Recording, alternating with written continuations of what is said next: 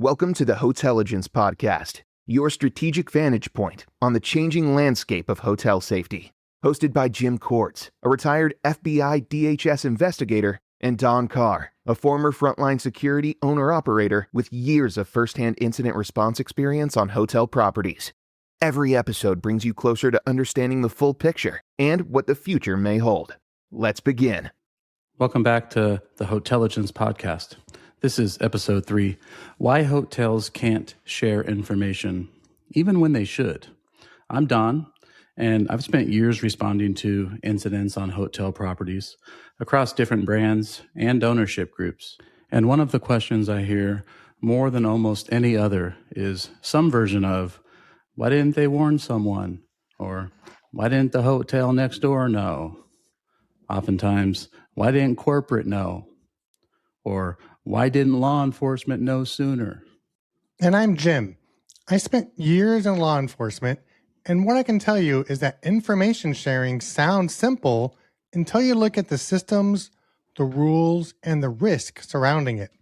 So today we're talking about why hotels often can't share information, even in situations where it feels like they should be able to. And this isn't about indifference.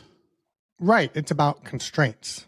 So the sharing assumption, there's a widespread assumption that hotels are part of some informal safety network, that if something concerning happens at one property, the information automatically flows to another property down the street or across town or up to corporate. That's not how it works. Hotels don't operate as a unified system. Each property is its own legal and operational island, really. Even within the same brand, information doesn't move freely because the moment it does, it creates exposure. So the assumption that sharing is just a choice ignores the risk attached to every piece of information. So let's talk about why information is risky by default. So the moment a hotel shares information that could be tied to a specific guest, it steps into dangerous territory. You have privacy laws, discrimination risk, contractual obligations with brands, and internal policies all come into play at once. Even well-intentioned communication can be interpreted as profiling or unfair treatment if it's not perfectly grounded and consistently applied. Well said, Jim. And hotels know this. Corporate teams know this. Ownership knows this. So instead of encouraging informal sharing, they build guardrails around guest information, not because they don't care, but because one mistake can create brand-level liability that affects hundreds or even thousands of properties. Hotels don't have sharing infrastructure, and that's another reality people don't see, is that hotels don't have systems designed for cross-property context. They have reservation systems, billing systems, housekeeping systems. They don't have verified, standardized ways to package observations and pass them safely to someone else. In law enforcement, information sharing requires structure. There are thresholds, documentation standards, oversight, and accountability. Hotels aren't built for that, and trying to act like they are creates more risk than protection. So even when something feels important, there's often nowhere safe for it to go. And that brings us to ownership and authority, the issue with that. We touched on this in the last episode, but it matters here too. 2 hotels with the same brand name on the front door or sign may have entirely different owners, operators, legal counsel, and policies. That means there's no single authority deciding what can be shared, how it should be framed, or who is responsible if it's wrong. Without clear ownership of the decision, the safest option is usually silence. Not because it feels right, but because it minimizes unpredictable exposure. And why law enforcement isn't a simple answer? People often say, why not just call the police and let them handle it? Right, but calling law enforcement doesn't remove risk for a hotel. It kind of just changes it. Hotels still have to justify why they called, what they observed, and whether that call was appropriate. Right. And if there's no clear incident, no immediate threat, and no concrete violation, making that call can create as many problems as it solves.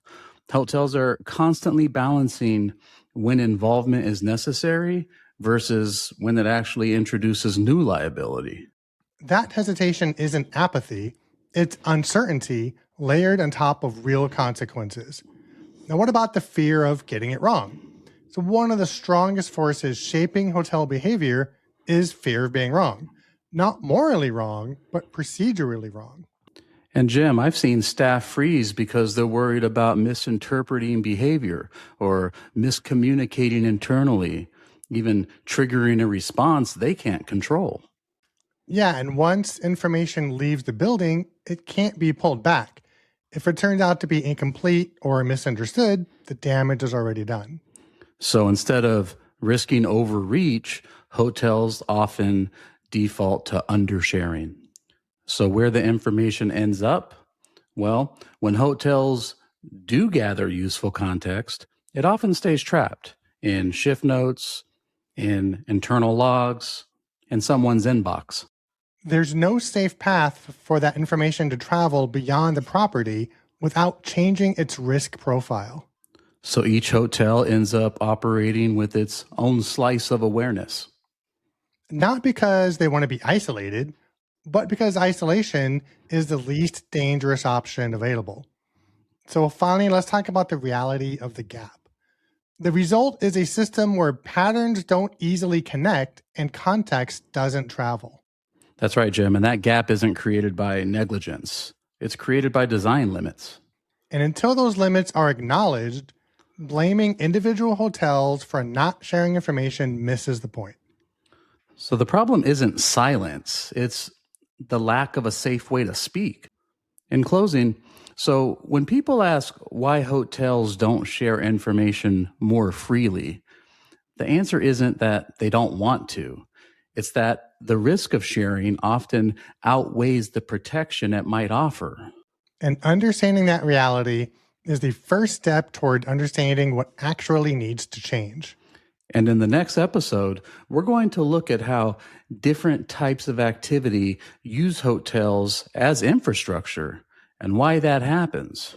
It's not emotional, it's structural. And remember, we're in this together.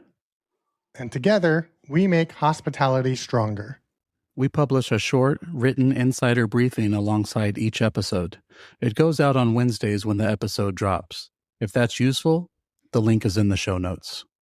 Thank you for joining the Hotelligence Podcast, where experience informs smarter, safer hotel operations and prepares you for what comes next.